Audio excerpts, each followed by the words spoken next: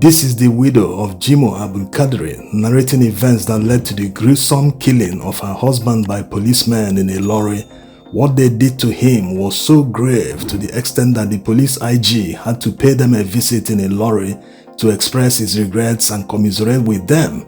Life is so precious, there's no reason whatsoever or justification for police who are only motivated by money. They are not even interested in solving any crime. They are only motivated by personal gains.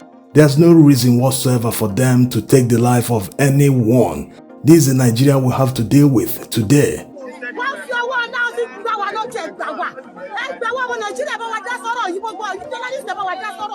Now to the summary of what she said. She said that on that fateful day, she was in the sitting room with her husband. All of a sudden, his phone rang. The person on the other end of the line told her husband to come outside in front of the building. Immediately he was instructed to do so. They understood that it was the police that sent that man to call her husband. Because of that, she brought out 350,000 naira and gave to her husband. They knew well ahead before the call that her husband was owing someone 220,000 naira. It was the person that reported the matter to the police. As a result of that, the police came to arrest her husband. Now, when her husband came outside of the building, he was arrested by the police. They took him to the police station. At the police station, her husband called them, including his mother, telling them exactly what happened. They now rushed to the police station. When they went there, her mother told the police officer that her husband has 350,000 naira in his pocket.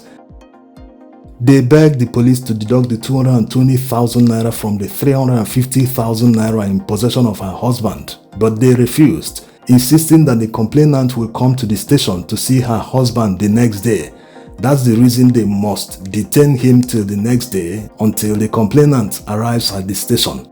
After all entreaties to the policemen, they had to go back to their homes, only to come back the next day to see her husband dead. The policemen now claimed that her husband committed suicide at the station, but there was bruise marks all over him with blood dripping from his head, shoulders, all parts of his body, which shows that he was kind of tortured. Why did the policemen torture him that night at the station? Someone was owing someone 220,000 naira and he came to the station with much more than that. Why didn't they just take that money from him? Even all of them, take everything and spare his life. But they had to torture him and kill him in the process. What is wrong with these people?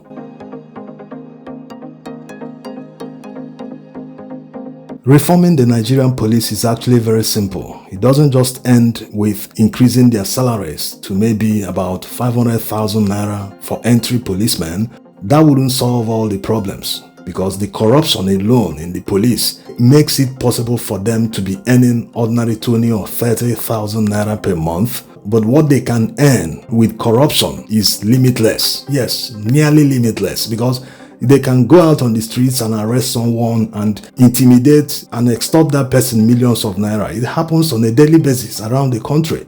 So the reason why the people in power don't want to reform the police is because they serve their purpose. Look at what Dele Farotimi is going through in the hands of Are Afe Babalola. If the police are reformed, they wouldn't be kidnapping someone on behalf of a client, so to speak. Yes, any big man can write a petition to the police and the police will automatically start obeying his orders and arrest anyone he mentioned in the petition. So that's why they don't want to reform the police. If the police is reformed, police have no business with civil cases. Yes, someone is owing someone. There's nothing criminal about it. He didn't steal the money from the person. The fact that he hasn't repaid the money doesn't mean it is a criminal offense, except he is denying that he's not owing the person. Then the police might get involved. Even at that, it's still a civil matter because he never robbed the person of the money. And the fact that policemen around the country see themselves as ultimate arbiters in all cases contributes to the problem. When people have problems in their family, in their homes, they run to the police and complain. The police will say, invite them. They will write all sorts of things, take the person's phone number and start calling and intimidating them to come to the station. They will start conducting dispute resolution. Mr. A has a problem with Mr. B. Mr. A rushes to the police station to register a complaint. Of course, he must do that with money. He must give the policeman money to receive his complaint. After that, the police will invite Mr. B. When Mr. B arrives at the station, one policeman will sit as a judge over the civil matter. Yes, that's how bad it is. He will ask Mr. A, the complainant, what the problem is. He will say all that he has to say. Then he will turn to Mr. B. Why did you do this? Okay, first, let's hear from you. After saying whatever he has to say, he will declare Mr. B guilty. Yes, that's what happens at many police stations around the country. Policemen turn themselves to judges and executioners. If Mr. B refuses the advice of the police, not even advice, he will be forcing him to do that, to do as Mr. A pleases. In the event that he refuses what they want him to do, they will threaten him. That's if he's not already in a cell under detention, just to make sure they extort a lot of money from him. So that's the situation around the country. Many people go through this, except people who have connections. Maybe he knows people at the area commander or the police headquarters in the state or even the zonal headquarters. Some even know people at the IG's office in Abuja. That's what Nigerians have to deal with on a daily basis. It's very important to reform the police in every sane society. Without checks and balances, people that are legally armed have a tendency to abuse their powers. Some of them have the tendency of lording themselves over others just because they are armed. You can't do anything to them because they represent the state. They are tasked with law enforcement. And imagine when law enforcement agents are corrupt. Some of them are criminals. Yes, they commit all sorts of atrocities. People who will threaten to kill someone just because he refused to give them money along the road. Bribe money for doing nothing. As a matter of fact, all the money they extort from Nigerians, assuming the people committed traffic offenses, all these money should have gone to the state. Yes, it should have come as a revenue to the state. But the police extort all this money. They don't even look at the books to know, if you committed this traffic offense, what's the fine? They stand on the road there and negotiate how much you will pay them. The money goes into their pocket. These days, they don't even have that time. Police will stand on the road. They call it patrol, but they never patrol. They are always stationary, flagging down cars. In some cases, they use their guns. They point their guns at you to stop.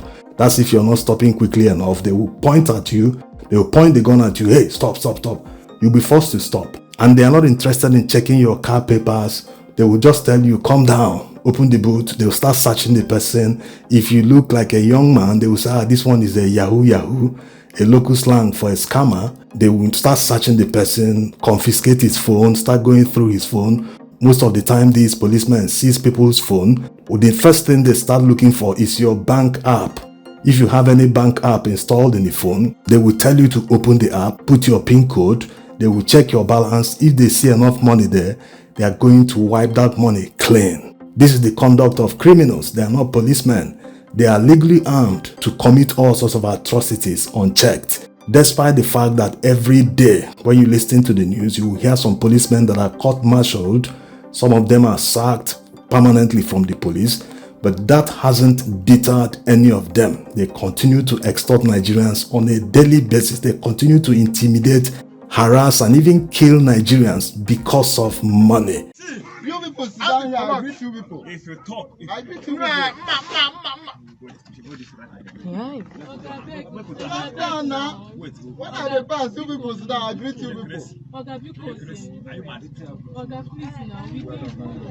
Nigerian policemen also don't follow procedure. The normal procedure when they arrest someone is to give him access to inform his loved ones, to tell them where he is, so that they wouldn't be looking for him, thinking that he has been kidnapped. It happens all the time in Nigeria. That's why these days people start looking for people at police stations. They start asking nearby police stations if they have so-so person in their custody so as to rule out kidnapping. But they don't do all this. Imagine a lawyer coming to see his client in the police station and the policeman refuses him access. Yes, it happened recently to this DJ. When he was arrested, human rights lawyer Effion went to see him at the station. The policeman denied him access. It's not possible that this can be happening in Nigeria, but it happens. The worst part was that they sneaked him out of the station, rushed him to the courthouse and charged him with all sorts of fabricated crimes, including treason, simply because he told Nigerian youths in a video that they should return the favor to the Nigerian policemen since they didn't learn anything from End SARS protests in 2020. On top of all that, they still demanded the magistrate court to remand him in prison for 30 days. You can see they are not interested in solving crimes, they are only interested in shutting people up. While they continue beating people, intimidating them, robbing them, they still don't want the people to talk about it. I just buy a nana for myself.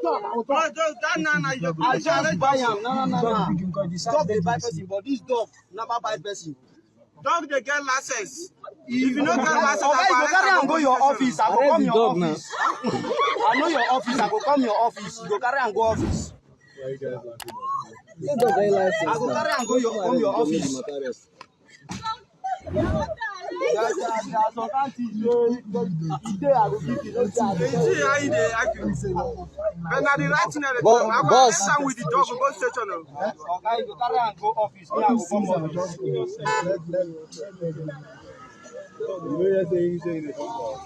But in the claim right, now the truth now they tell them dog they get permit. You understand? If you not get them out, this dog is under arrest. I can arrest this dog to station. But you are claiming that the police I know the days they no go carry this.